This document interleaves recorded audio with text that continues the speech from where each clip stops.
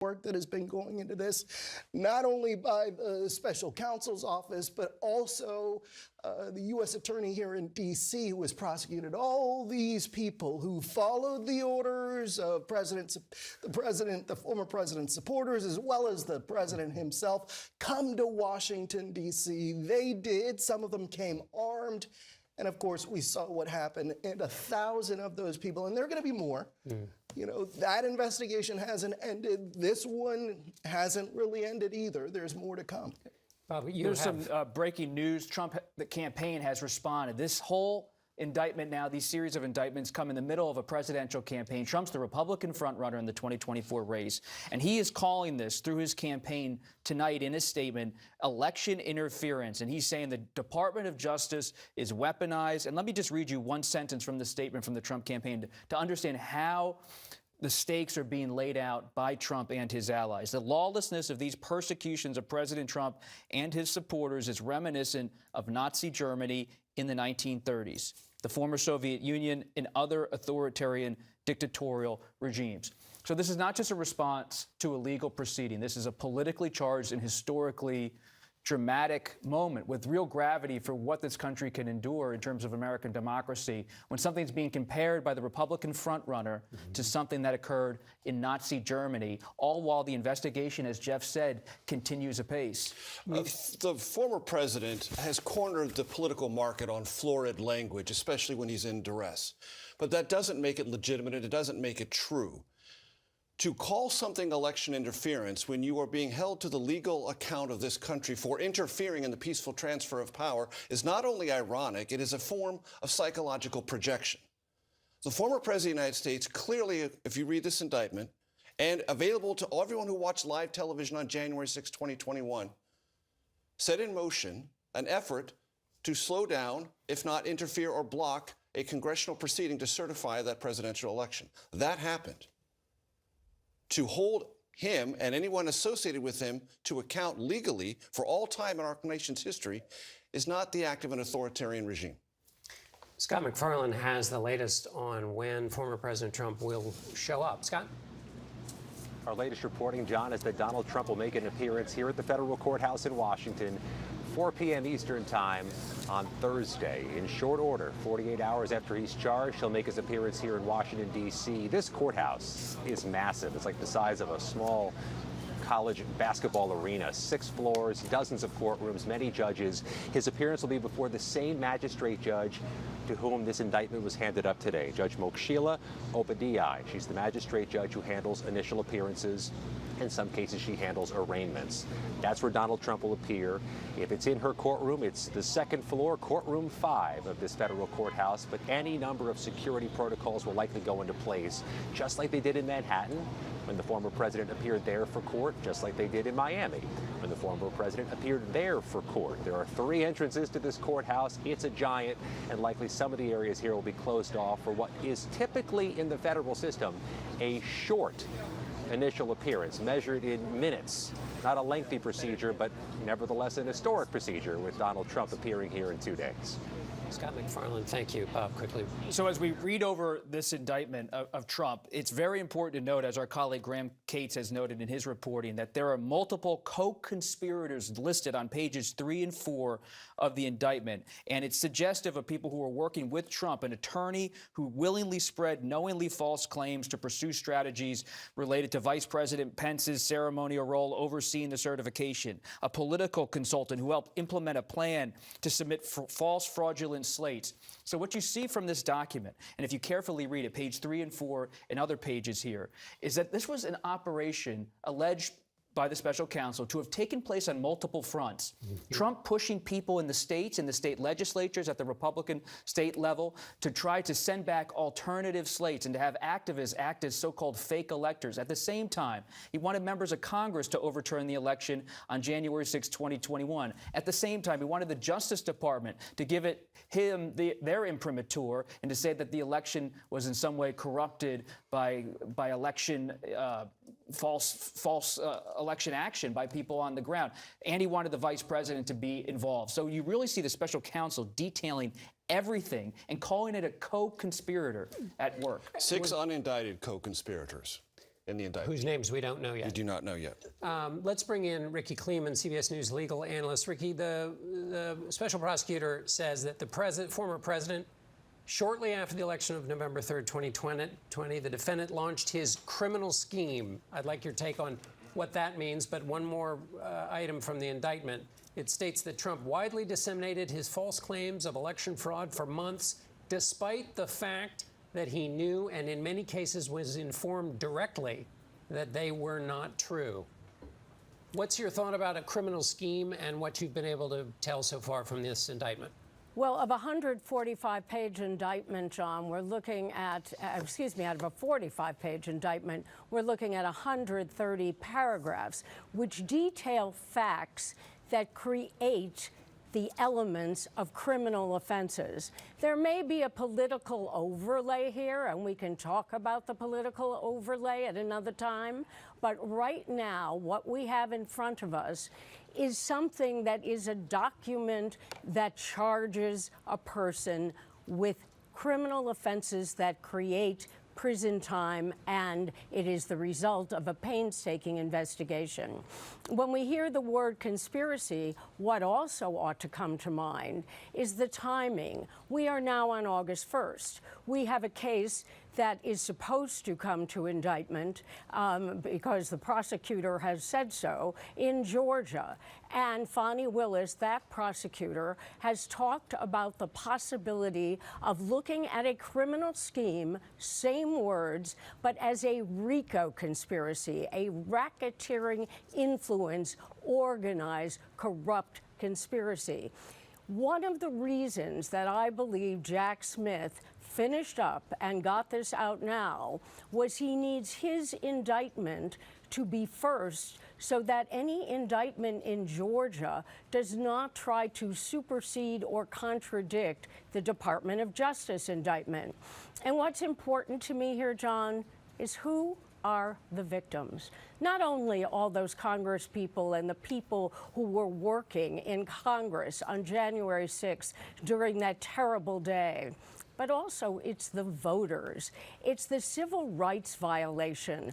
Whose rights were abrogated? It's the voters, in the sense that their votes were going to try to be taken away by a scheme that had gone on for months to say that those votes in those 7 states should be flipped. And that's what stands out to me. Ricky Kleeman, thank you very much. With us now is Scott Frederickson, a former federal prosecutor. Scott, pick up wherever you would like, but also would you address this notion that the former president mentioned in one of his social media posts? He said he was told by lawyers. Bob Costa has been reporting that may be one of the prongs of his defense, which is, I was just following the wise legal counsel of those around me. Major also addressed this. How much of a shield is that in this case? Well, I think the indictment meets that head on. 5 of the unindicted co-conspirators are attorneys, his own attorneys, except for one who was a Justice Department attorney. There is a advice of counsel defense, but you don't have an advice of counsel defense when your own attorneys are your co-conspirators. If you assert an advice of counsel, you waive that privilege, and that means the prosecutors get to look at all those communications. An attorney cannot advise you to commit a crime, and you can't rely on that as a defense. So early on in the indictment, Special Counsel Smith lists 6 unindicted co-conspirators. 5 of those are attorneys. 4 of those are Trump's own attorneys. So, he's entitled to a fair trial, but frankly, that kind of blasts any idea of advice of counsel right out of the water. All right, Scott Frederickson, thank you. Oh, go ahead. There's a couple other things that I think we should note. Right out of the box, the special counsel makes clear that his case is based on the premise that this was a president who was determined to stay in power and to do it by spreading lies about the false election, lies about the lies about it being stolen. The other thing that we were waiting to see is whether, as part of the conspiracy, the special counsel would bring in the January 6th riot and insurrection, and he did.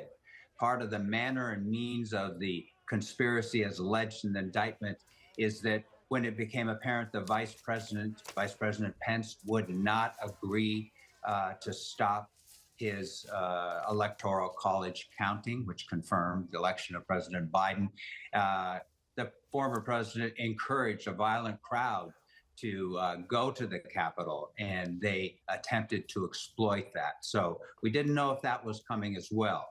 The rest of it is incendiary, but as expected, use of false state electors, false certificates, the rendition of all the facts showing the president was told over and over again by a variety of people that his lie about the election being stolen was in fact false and was a lie, and he knew it.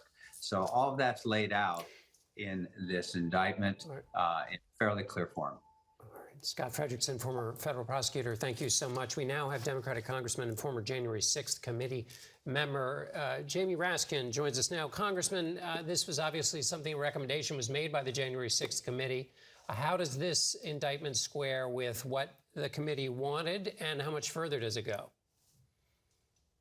Well, it's parallel to what we suggested, and I think it's a very elegant sequencing of what took place, because there was a conspiracy to interfere with the federal proceeding, the joint session of Congress to receive and count the electoral votes.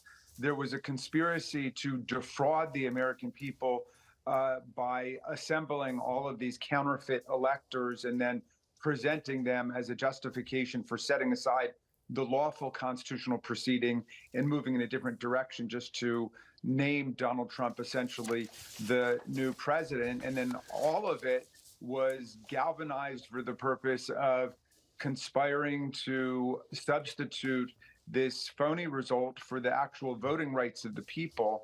And that count, to me, is an echo of what Abraham Lincoln said about insurrection back at the beginning of the Civil War, where he said that violent insurrection is fundamentally an assault on the rights of the people to choose their own leaders.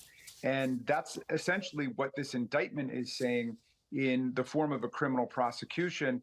This was an effort to steal away the actual lawful election result and the voting rights of the people by substituting a completely counterfeit and fraudulent process. Congressman, you and the committee were unable to speak to some people within the Trump inner circle, former Chief of Staff Meadows, Rudy Giuliani, the Vice President, Mike Pence. I don't know if you have had a chance to read through all of this, but even if you haven't, what would you be looking for to see whether the special counsel's investigative skills built upon the case that you laid out in those hearings? Or have you seen anything in what you've been able to read that suggests that he was able to make the case more thoroughly in some of these areas that you all were investigating on the committee?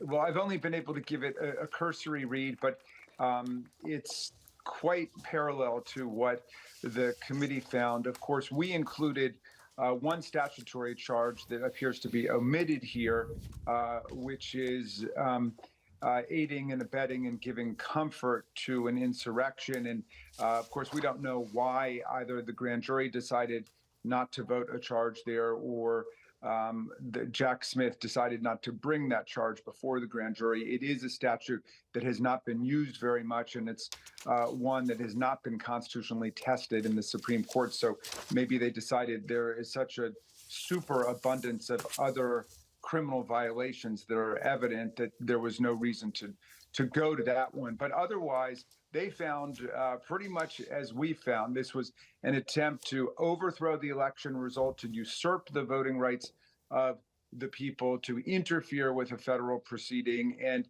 to establish a counterfeit electoral process to supplant the actual one that exists under the Constitution and under federal and state law. So I feel very pleased that this is such a vindication of the rule of law in America, and that this grand jury saw what the January 6th committee saw when we tried to analyze the chaos and the violence that had been unleashed against America, not just on January 6th, but in the weeks leading up to it. All right, Congressman Jamie Raskin, thank you so much for being with us. We are waiting for the special counsel to go to those microphones you're looking at. He's scheduled for 6 o'clock, and we'll go to him the minute he utters his first syllable. Until then, congressional correspondent Nicole Killian is outside of the Fulton County Courthouse in Atlanta. Nicole, remind us why you're there, and has there been any reaction down in Atlanta to this indictment? Yeah, well, certainly this is on the radar of Fulton County District Attorney Fani Willis. In fact, we heard from the Fulton County Sheriff earlier today who spoke to reporters who echoed what we've heard from the district attorney here is that they are ready to go in terms of their own case that they have been pursuing in regards to alleged 2020 election interference. And the sheriff noted that it is even possible that he could send a team to Washington to observe in the event that the former president is arraigned and makes a court appearance in Washington, D.C. That is something that they did not only in Miami when the former president appeared there, but also in New York to prepare, because we are currently in a window where the district attorney at any time could announce a charging decision in her investigation, which has spanned for more than 2 years. And of course, the centerpiece of that investigation is a phone call that was made to Secretary of State Brad Raffensperger in the days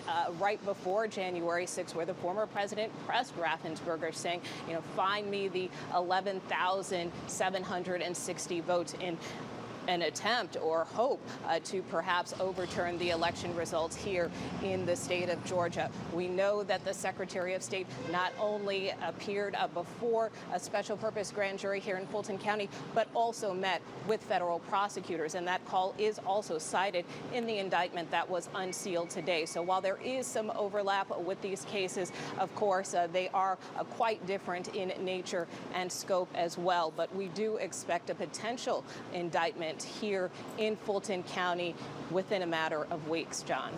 Nicole Killian, congressional correspondent in Fulton County, on just one of the portions of what the special counsel has called a criminal scheme by the former president that he alleges was launched just after Election Day on November 3rd, 2020.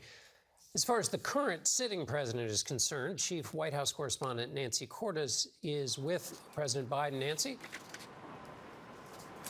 John, we're in Rehoboth Beach, Delaware, where President Biden is on vacation, keeping a low profile. We have asked the White House for any reaction to this indictment, but we don't expect to get one, frankly. This White House repeatedly, when asked about indictments, when asked about charges against the former president, when asked anything about these ongoing investigations, tends to say nothing, or as little as possible, referring us to the Department of Justice. Everyone at the White House, from the president on down, has said that they don't want to influence DOJ in any way. But that doesn't mean that President Biden hasn't weighed in on his predecessor's actions, especially when it comes to January 6th. He doesn't talk about it very often, but when he has been scathing, John. On the 1-year anniversary of January 6th, he accused former President Trump of rallying the mob to attack. He said he watched it all on TV from the White House dining room near the Oval Office and did nothing for hours as police were assaulted. He accused him of spreading a web of lies, not just on January 6th, but months before the election even took place. And he said that the former president ignored what he was being told by his own attorney general, his own vice president, and governors from every state in the nation about the validity of the 2020 election. We don't hear much from this president anymore, particularly not as this investigation heated up about his predecessor's actions. He has tried to be very careful, knowing that this is going to be an ongoing issue as we get closer to his repeat matchup, if you will, against former President Trump. Nancy Cordes with President Biden, White House correspondent. Thank you so much, Nancy. Scott McFarland has some more details as we wait for the special counsel to walk to the microphones. Scott, what do you know about the judge? If you go to the last quarter of the indictment, you see references to January 6th. A lot of talk about fake electors, a lot of talk about what was known about the election. But if you get to the bottom quarter, you see references to what the special counsel calls the defendant's exploitation of the violence and the chaos at the Capitol. And one of the references is to then House Minority Leader Kevin McCarthy in a conversation Donald Trump had during the riot. with Kevin McCarthy, in which there was a reference, according to the special counsel, that you seem more concerned about the election than they seem more concerned about the election than you do, Mr. McCarthy. But also, note where this case is heading. It's headed here to Washington, D.C., to federal court, and assigned to Judge Tanya Chutkin, a 2014 appointee of this court, an Obama administration appointee who will be handling this case after the magistrate judge has her hearing with Donald Trump on Thursday. Scott, briefly, and I might have to leave you because the special counsel's due any moment, but what's security like there, and how, I imagine when the former president shows up, it's going to be quite severe. A lot of reinforcements here. The U.S. Marshals are here. U.S. Park Police and D.C. Police all have some type of foothold at this courthouse when there's major events. We expect that to ratchet up exponentially Thursday afternoon for this 4 p.m. Eastern Time court appearance. Scott McFarland, thank you. Quickly, Jeff Pegues, the security, you've covered this now for this is the third one. Each time, significant measures have to be taken. Yeah, and you didn't really see that in Miami. You saw the court appearance there. There weren't enough barricades was the concern. Miami police thought they did a good enough job. But in Washington, D.C., because of all of the landmarks here, because of all the public activity on the streets any given day, you're going to have to set up a lot of barricades. You're going to have to coordinate between federal and local law enforcement. And of course, on January 6th, there was criticism about how well or how intelligence and law enforcement efforts sort of fell apart leading up to January 6th. And so they're not going to want a repeat of that. Sure. They're going to make sure that they coordinate with D.C. Homeland Security to prepare. And visually, it will be an echo, in a sense, if the former president's supporters arrive, as they did in Miami and as they did in Manhattan, it will echo the scenes of that very day. Yeah, but the crowds have not been that big. Yeah. Why? Because a lot of people are facing criminal charges for following President Trump's orders and showing up here in Washington. Certainly smaller numbers than the former president had hoped or led people to believe there might be on his behalf. One of the things that the indictment makes very clear, and it's an important point in this moment in American history, the indictment makes clear something that is fundamentally true but needs to be stated in a legal document like this. The defendant had a right, like every American, to speak publicly about the election and to even claim falsely that there had been outcome-determinative fraud during the election and that he had won. He was also entitled to formally challenge the result of the election. I'm reading from the indictment directly. It also says, after exhausting all of those legitimate legal means and being shown that he lost, the president then became malicious about holding on to power. And the idea that he can speak about this, raise questions, pursue legal avenues, all of that is legitimate. And he did that. But once he lost there, he made a fundamental decision, one never before made by any sitting chief executive in the history of this country, to take other means to hold on to power. And that is the central question in this indictment and will be the central question before the jury. There are rules for fighting these things out. He didn't play by them. No. And we build on what Major just said. It's such an important point. December 30th, 2020, Donald Trump has a conversation, then president, with Steve Bannon. Pence is on vacation as vice president. He says, get Pence home. Pence is now the target. Because as Major said, everything had failed for Trump and Giuliani in the courts. They were struggling to have any kind of strategy moving ahead. The electors had already voted in mid-December of 2020. December 30th, a turning point. Focus on Pence. That's what Bannon and other outside advisors tell Trump. And on January 3rd, Pence goes to the Senate parliamentarian, and she tells him, sir, you have nothing to do on January 6th except count the votes. He says, well, that's what my lawyers have been telling me. That's what I'm going to do. The next day, January 4th, 2021, John Eastman, the conservative lawyer who authors this blueprint for a coup, in the Oval with Pence. And Trump confronts Pence face-to-face in front of Eastman and other lawyers, and he says to Pence, listen to John. Almost threatening, based on our reporting. Listen to John. Follow the Eastman plan. Pence says, I'll still think about it. Let me take my time, but I can't do it, Mr. President. The next day, Trump calls in on January 5th, Pence into the Oval Office for the ultimate one-on-one with Trump. Trump is so into the moment and this has been confirmed by testimony in front of the January 6th committee, he opens the door to the Oval Office so he can hear the gathering mob outside on Freedom Plaza. A freezing cold night. Some of the aides to Trump walk in the Oval Office and they say to themselves, why is the door open? Gus Severa coming in the room. But Trump wants to hear the mob outside, and he says to Pence, infamously, based on our reporting, you have to do this for me, Mike. You have to do this for me. Walk away from the certification on January 6th, because what was the hope? That the certification would be delayed. And if it was delayed, then the conspiracy would be effective in Trump's eyes, because the states where at least Republicans controlled the legislatures could send new electoral slates. And Major, this is not just a question about the past. What you were talking about is there is a system for adjudicating disputes in America, and the president did not play by that system.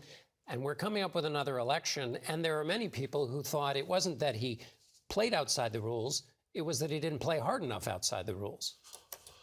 Well, there might be some who believe that. He could have played harder. I don't know quite how he could have played any harder. As Bob has articulated, he tried to use the Justice Department, he tried to use the Department of Homeland Security, he tried to use his political apparatus, he tried to convince state legislatures. I mean, just about every lever he could think of to pull, he tried to pull. And we have an established record on this. These are not disputable facts. They aren't. And the testimony that makes them indisputable facts comes from not Democrats who hate former President Trump, not think tank people who are not aligned with the Republican Party stalwarts, Trump administration stalwarts, people handpicked by the former president. They are the central and most important witnesses in this case, and they will be as this case unfolds. We've had close elections in our history, John. You know this as well as I do. 1800, 1824, 1876, 1960, 2000. And every single one of those close elections in which the fate of the country was in the balance for those who were most aggressively competing for that power, all of them had a central choice to make. Do I try to undermine this system, or do I live within its guardrails? Every single previous president lived within those guardrails until this one. And one thing we have not mentioned, as a result of January 6th, 5 police officers died. I mean, think about those pictures. I will never forget the picture of the guy beating on the officer with an American flagpole. To me, that said it all. This was a mob attacking these police officers, and too often, I think, and I'm sure the families of the officers feel the same way, they get lost in all this. But that was a violent day. Bob, Greg Jacob, lawyer for the vice president, as I recall, there's this question of whether the president was just listening to his lawyers. There was some testimony in the January 6th hearings, as I recall, that from Greg Jacob, that the president was told by John Eastman that this was not a legal theory, that this idea of fake electors was not legal, and that goes to this question. You're basically asking Pence for a small violation of election law. That's a direct quote from the January 6th investigation. There is in that testimony, which suggested that, which undermines this idea that the president that it was foundational, that it was legitimate, that it was the body of understood law in America. It wasn't the body of understood law by any stretch of the imagination. And what you see from John Eastman is someone who comes out of the orbit, who's not part of Trump's inner circle. But in the final days of the Trump administration, he's looking for anyone who's going to give him an exit ramp, a path to stay in power. That's why Sidney Powell is in the White House. She's up in the residence of the White House, talking with Trump about potentially seizing voting machines. And that's why John Eastman, who was not known by Trump, a lawyer from California, is brought in because he says, well, there might be a way. But you're right, Greg Jacob, the counsel for then Vice President Pence, in that January 4th meeting, Pence says to Eastman, why don't you just go meet with my lawyer, Greg Jacob, and hash it out? And so they have a private meeting in the old executive office building, John Eastman and Greg Jacob. And in that meeting, based on under oath testimony from Greg Jacob before the January 6th committee, Eastman reportedly says, well, I did afloat this theory to Trump, and I have authored this memo, but I'm not really sure it's going to hold water. And Jacob explodes. In fact, he's a mild-mannered person, but he explodes in terms of being a lawyer, saying, how is this circulating at the highest levels of the federal government? Yet Eastman persisted, because even on January 6th, when the Capitol is under siege, Jacob talks about how he's communicating with Eastman via text messages and email, and Eastman saying, follow the plan, follow the plan. And Major, this is something the former president still believes now. All of these things, he hasn't changed his mind on the legality of it and the outcome of the election, as wrong as they both may be. No, he hasn't. As a matter of fact, he's even waded into the possibility of becoming president again and issuing pardons for anyone implicated in this. So that puts in a nutshell his approach to the facts, to the law, and to power. If he reclaims it, he will pardon those who helped put this in motion. Jeff Begay's, we got about a minute, apparently, until Jack Smith shows up. He doesn't say a whole lot when he comes out. No, he doesn't. As you guys know, I sort of bumped into him on a plane to Miami, and I was just watching his mannerisms just to see if he would crack a smile with his team, maybe drink something. I didn't see anything like that. He seemed focused, even sitting. I think he was sitting in a middle seat, may have been a window seat, but sort of blended in. Most people on the plane, I don't think they knew who he was. And he wasn't trying to draw attention, but we just spotted him. And what do we... Part of history now. Yeah. I think indelibly. He's done, I think, 100 triathlons, so I think he has the fortitude to make it through a middle seat. What do we know about his operation? It's been pretty unleaky, just as these kinds of investigations go. Does it have a character to it? The way Jack Smith's character. The prosecutors that he has on that team, they are among the best. They are pros, they are major league prosecutors. And you see that because there really aren't a lot of leaks coming out of that office. People will say, oh, there really aren't that many leaks. They do their speaking through these court documents, and that's why these court documents are so detailed, because in a lot of ways they're trying to respond to what the former president puts out on social media. Well, and that raises the question as we watch, perhaps here we have the special counsel entering the room now. And let's pause to listen to Jack Smith as he addresses reporters. Good evening. Today, an indictment was unsealed, charging Donald J. Trump with conspiring to defraud the United States, conspiring to disenfranchise voters, and conspiring and attempting to obstruct an official proceeding. The indictment was issued by a grand jury of citizens here, and it sets forth the crimes charged in detail. I encourage everyone to read it in full. The attack on our nation's capital on January 6, 2021, was an unprecedented assault on the seat of American democracy. As described in the indictment, it was fueled by lies. Lies by the defendant targeted at obstructing a bedrock function of the U.S. government, the nation's process of collecting, counting, and certifying the results of the presidential election.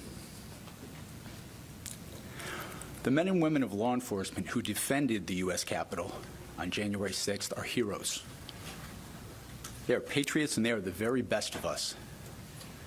They did not just defend a building or the people sheltering in it. They put their lives on the line to defend who we are as a country and as a people.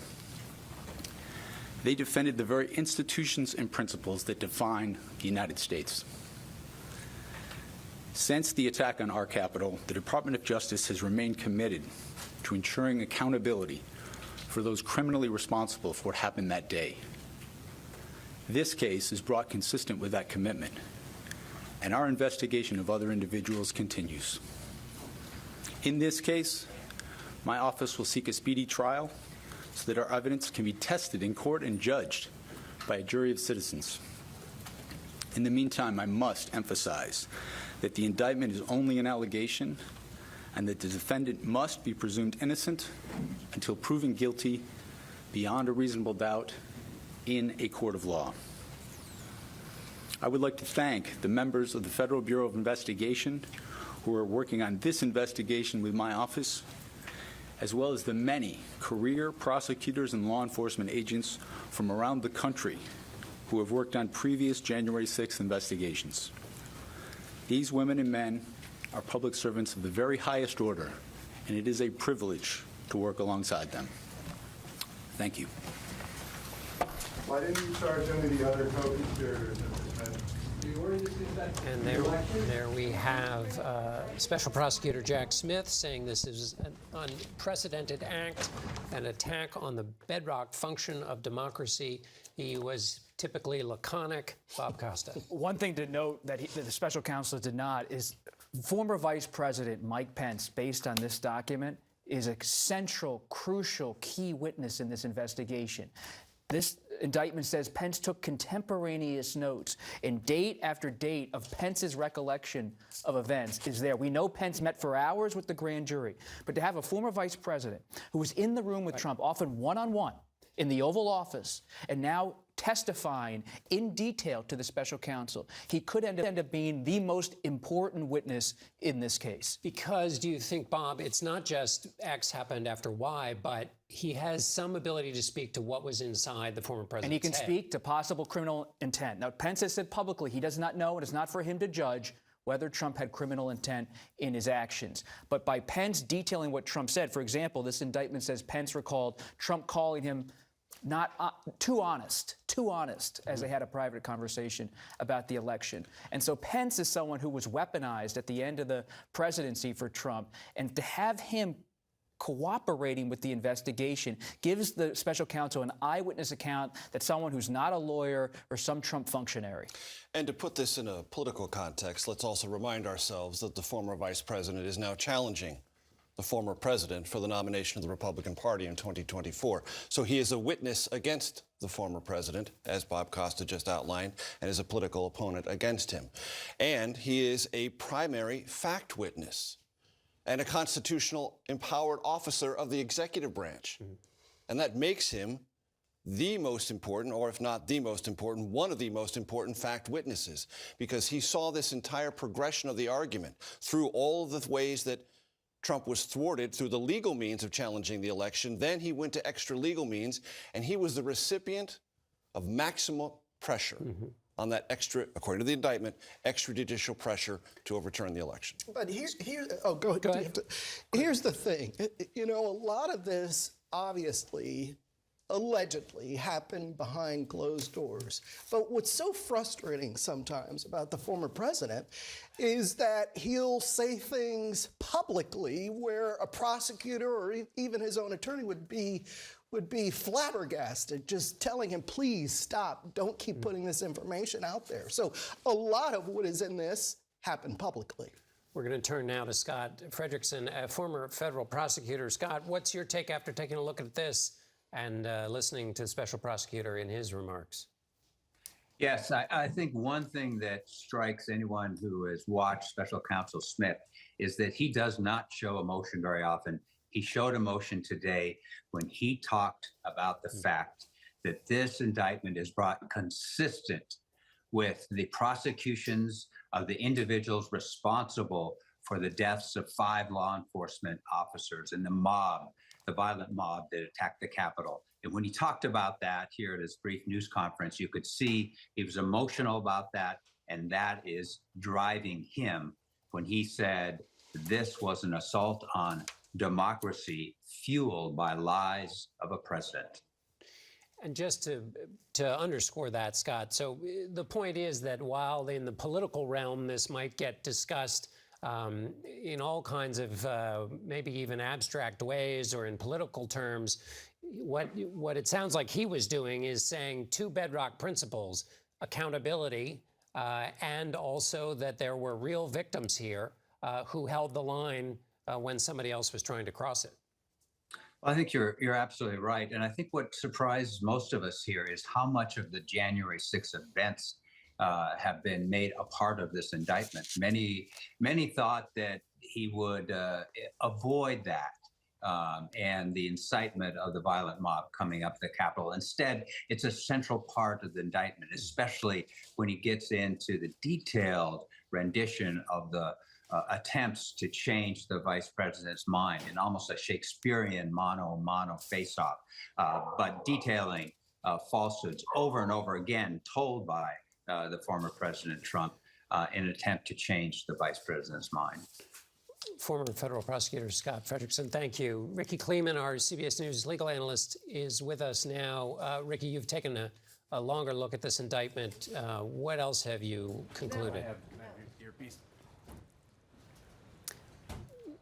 We're going to go back to Ricky in a second. Bob Costa, you know the players so well in this drama. Sticking with your idea, your point about the president being the central actor here, if Mike Pence is another key person, who else are you looking for as a useful witness for some of what we don't know or what the special prosecutor may have come up with in this indictment? So I'll always remember the night of January 5th, I was outside the Willard Hotel. And while Trump had a hotel for most of the time he was president of the United States in Washington, down on Pennsylvania Avenue, the other Trump hotel on the eve of the insurrection was the historic Willard Hotel. Because inside that hotel on January 5th, Rudy Giuliani, Steve Bannon, and so many of their associates were calling Republicans in Congress. They were pressuring them to do Trump's bidding. They infamously issued a statement saying Pence was in agreement with Trump's position on January 6th, even when he was not, causing Pence to erupt along with his aides and say that's false. And so you have the Willard under the microscope now. Everyone who was inside the Willard plotting with Giuliani and Boris Epstein and all these other associates to try to overturn the election, and those outside who were intense, getting ready for the rally the next day and to attack the Capitol, and then, of course, across the street at the White House talking to Trump late into the night. All of these people are now in the spotlight based on this indictment of the special counsel. He is not just painting this, based on this indictment, as something that was a bit of a bad idea gone wrong. He is saying that there was criminal intent to deceive the American people, to defraud the United States, and to mount a multi-pronged conspiracy. It's hard to digest that this is being alleged to happen, and it's being done by the Justice Department at the highest levels against the Republican frontrunner. Right, indeed. And the indictment pays the former president a compliment indirectly, in the sense that his vocalizing falsehoods about the election had a dramatic, galvanizing, and impassioning effect on much of the country. Reading from page 2, to make his knowingly false claims appear legitimate, create an intense national atmosphere of mistrust and anger, and erode public faith in the administration of the election. The indictment says the former president achieved all of that just by the sound of his voice. Conferring upon him one of the things that former President Trump likes to say about himself. He has a movement, he has a voice, and people respond to it. All true, former President Trump. But you use that voice, you use that influence in ways that are now putting you in criminal danger. Knowingly used it to advance a criminal scheme. Ricky Kleeman is apparently back on the line. Ricky, you've taken a further look at this indictment. What do you come up with? When I look back, John, at my prosecutorial days, what I wanted to know were who are the victims, what did they suffer, and how did they suffer? Well, the major victim here, of course, is democracy. The secondary, or perhaps in tandem victim, are the American people. The third victim are the American voters. All of those go together. But when we look at the individual paragraphs, what we have to remember, in addition to the people in Congress who might have suffered serious bodily harm, injury, and even death, what we have to also look at is Mike Pence as a central victim in this indictment, and that Mike Pence became a person that Donald Trump, according to the indictment, wanted to do his bidding, and that was to change the election result, that Mike was supposed to do the quote-unquote right thing. But when he didn't, at the time that the Capitol is being breached, that Donald Trump's tweet, when he goes and says that Mike Pence didn't have the courage to do what should have been done to protect our country, etc., which is in paragraph 111, that is what spurs on the chance of hang Mike Pence. And if Mike Pence had not been spirited away by his Secret Service, he might not be running for the nomination today.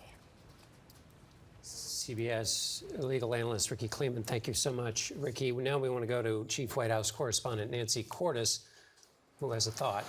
Nancy? John, it was notable in that brief statement that we just heard from the special counsel, Jack Smith. One of the things he did say was that he's going to be seeking a speedy trial. That's notable because we know that he's not getting a speedy trial in the case in Florida having to do with former President Trump's handling of classified documents. That case is not going to go to trial until at least mid-2024, just a few months before the presidential election. If he were to get a speedy trial in this case, let's say early 2024, then the trial could take place and we could have an outcome well before the 2024 election takes place in November, possibly even before the end of primary season. And that's notable, of course, because President Trump is currently the runaway frontrunner, according to recent polls. And actually, his lead appears to be growing all the time. This is something that the Biden campaign is obviously watching very closely because they are anticipating a matchup again against former President Trump. But when we asked the Biden campaign whether they had any reaction to this new indictment, they said, as predicted, no comment. Nancy Cordes, thank you, Nancy. Scott Frederickson, I want to bring you back in on something that Nancy hinted at, the calendar. But let's forget the political calendar for the second. How does whoever is in charge here operate all these different investigations, indictments, and court trials all at the same time? There are the president's indicted 3 times, plus there are several civil cases. How does all that get coordinated?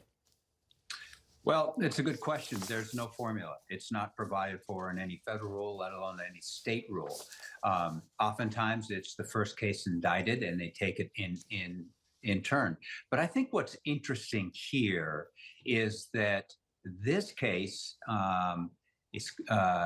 which will come to the arraignment for the former president on Thursday, this case could actually jump ahead of the Mar-a-Lago documents case for one important reason. There are no classified documents involved in this case. And the classified documents are a serious complexity in the Mar-a-Lago scheduling. It takes a lot of time to work through those issues. There are none of that issues here.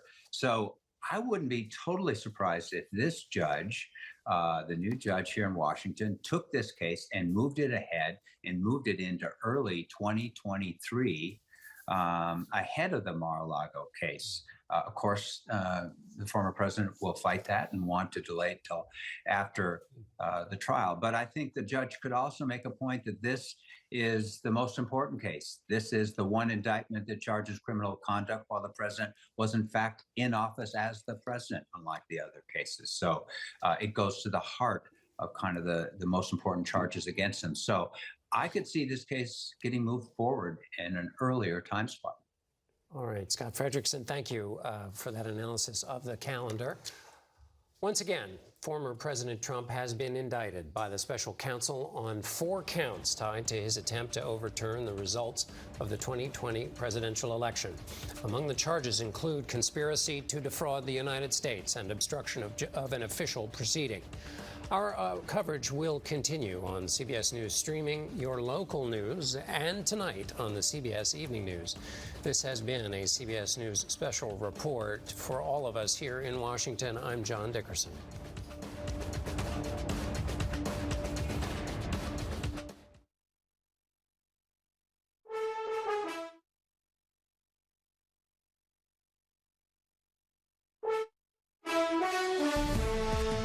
Tonight, breaking news, a 3rd indictment of former President Donald Trump, this time for his alleged efforts to overturn the 2020 presidential election. And here are tonight's headlines. The former president now facing indictment in at least 3 separate legal battles. What we're learning about this federal indictment.